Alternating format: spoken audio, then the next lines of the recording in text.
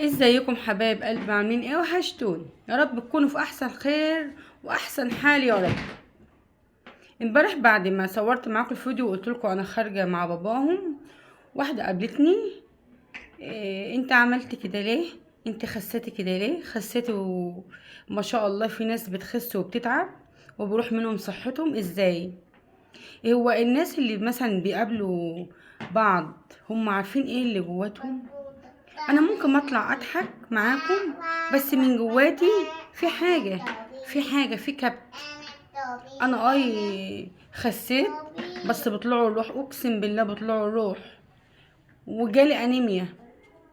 عايزه بس اقول حاجه، ان الانسان ممكن يكون بيضحك وجواته حزن. انا مش شرط اكون طالعه معاكم كده وانا مبسوطه، لا، اكيد كل بيت فيه حاجه، واكيد ان اللي فيا ده، او ان انا نزلت مثلا زي ما هي بتقول وصحتك حلوه، اكيد بردك فيا حاجه. والله انا ساعات ما بقدرش اعمل حاجات كتير.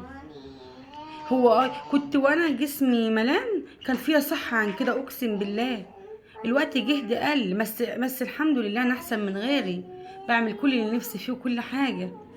يعني عايزه اقول ان اللي قدامي ده حرام ان حد يقعد يحسد حد وينتقد على حد، حرام.